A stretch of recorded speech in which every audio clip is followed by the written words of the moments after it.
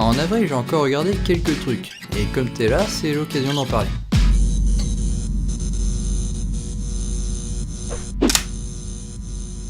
On commence par la plus grosse sortie ciné du mois, de l'année même, voire de la décennie. I like this one.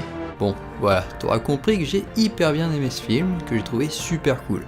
C'est une très bonne conclusion de ce premier cycle du MCU autour des Pierres de l'Infini. Il y a de l'humour, de l'action, de l'épique, bref, trop cool et bourré de références à tout l'univers du MCU, que j'adore depuis le premier Iron Man. Et d'ailleurs, si toi aussi t'aimes bien les films Marvel, j'ai récemment fait une petite vidéo avec 2 mini-jeux liés au MCU. Donc si tu l'as pas vu, c'est dans la description. Avengers Endgame n'a pas été le seul film Disney sorti à cette période. Il y avait aussi le plus connu des éléphantos, le bien nommé Dumbo. C'est une adaptation en live action réalisée par Tim Burton, avec des têtes d'affiche comme Colin Farrell, Eva Green, Michael Keaton et Danny DeVito. Ça reprend l'histoire de l'éléphanto aux grandes oreilles qui apprend à voler, ça parle des différences avec de belles images, c'est sympathique. Au début du mois, DC a aussi sorti un film de super-héros. Autrefois appelé Captain Marvel, avant que Marvel ne reprenne le nom, Shazam est un héros assez spécial, parce qu'il s'agit d'un ado qui peut se transformer à volonté en super-héros. C'est donc assez drôle et Zachary Levi incarne très bien ce personnage, qui est donc un ado dans le corps d'un super-héros adulte, avec des pouvoirs. Superpowers, dude, I don't even know how to pee in this thing. Captive State est un film que je mets dans la catégorie pas trop mal, principalement parce que j'ai bien aimé l'ambiance dans laquelle il se déroule. C'est un film d'invasion alien, mais au lieu de voir l'invasion, on est quelques années après que l'humanité est perdue et qu'elle vive sous le joug des envahisseurs. C'est un point de départ que j'ai trouvé sympa. En avril, j'ai vu 2 films d'horreur. Le premier est une nouvelle adaptation de Pet Sematary, ou Cimetière en français, tiré d'un roman de Stephen King, ou Stephen King en français. C'est un film où le cœur s'emballe et la pression monte à certains moments, mais surtout avec un background fantastique que j'ai trouvé plutôt intéressant. Le film pose en effet la question de l'utilisation d'un pouvoir capable de changer l'ordre naturel en ramenant les morts à la vie. Au-delà du côté horreur, c'est vraiment le côté fantastique que j'apprécie dans ce genre de film, comme dans The Curse of La Llorona. Ce film se déroule dans l'univers de Conjuring, dont j'ai seulement vu le premier film et qui est suivi par tout ça. C'est un univers dans lequel il y a des fantômes, démons et esprits, et le plus intéressant c'est les personnes qui les ont étudiés et les combattent. J'aime beaucoup le fait qu'on essaie de comprendre comment ces créatures fonctionnent, quelles sont les règles qui les régissent.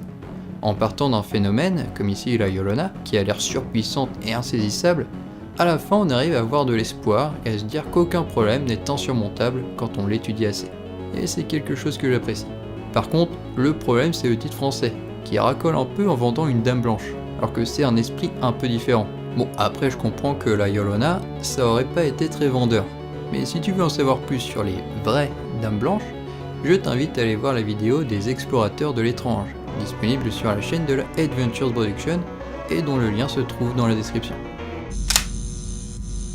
Le 15 avril était l'anniversaire des 10 ans de la sortie de OSS 117, Rio ne répond plus, le deuxième film du meilleur agent des services secrets français interprété par Jean Dujardin. Enfin, le meilleur.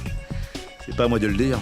Déjà, Il m'en fallait pas plus pour revoir ce film que je considère comme une des meilleures comédies françaises.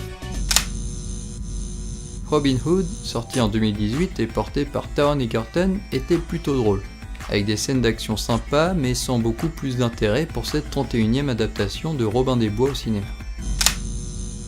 Par contre, Triple Frontier était plutôt un bon film Netflix avec Ben Affleck, Oscar Isaac, Charlie Hunnam et Pedro Pascal. Et sans trop vous spoiler, ça raconte l'histoire de 5 mercenaires qui font tomber un baron de la drogue sud-américain et se retrouvent à la triple frontière entre la Colombie, le Brésil et le Pérou avec de gros problèmes sur les bras, qui remettent en cause leur amitié. C'est tantôt un film militaire, tantôt un film d'aventure, et c'est plutôt joli. A la Triste est un autre film cool que j'ai vu en avril. C'est un film espagnol porté par Viggo Mortensen, et que j'ai eu envie de regarder après l'avoir découvert dans le Hot Shot Ciné Quiz spécial aventure de la Psy Corporation, et qui est disponible dans la description si tu l'as pas vu. Le film compte les aventures du capitaine à la Triste, mercenaire dans l'Espagne du XVIIe siècle. On le suit à plusieurs périodes de sa vie, où il affronte aussi bien des batailles sur les champs que les conflits politiques à la cour de Madrid. What We Do in the Shadows est une série adaptée d'un film homonyme de Taika Waititi que j'ai beaucoup aimé. Ce réalisateur néo-zélandais est plus connu pour avoir dirigé Thor Ragnarok et interprété Korg. Hey man, I'm Korg. This is me.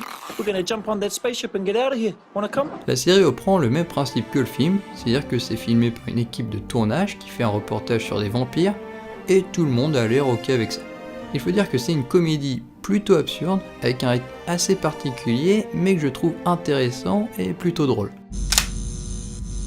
La deuxième saison de One Punch Man a commencé, presque 4 ans après la première, et c'est toujours pas mal. Je la trouve par contre un peu moins bien que l'autre saison, notamment au niveau du rythme. Mais il faut dire que j'avais adoré cet animé et que la barre avait été mise très haute. En tout cas, ça reste un très bon divertissement et pour moi, ça reste une des meilleures séries animées japonaises. On a commencé par Avengers Endgame et on finit par Game of Thrones, l'autre mastodonte qui arrive aussi à son terme cette année. Sans aucun spoiler, parce que c'est pas très sympa, je dirais juste que j'ai trouvé cette fin très bien. Une belle conclusion pour cette série qui a eu des hauts et des bas, mais qui restera un classique et une révolution du petit écran. Bon, comme les films Marvel, qui vont continuer avec d'autres histoires, c'est la fin de cette série, mais pas de l'univers Game of Thrones. Il y a des séries spin-off en préparation, ou comme préfère les appeler George R.R. Martin, l'auteur des livres, des Successor Shows.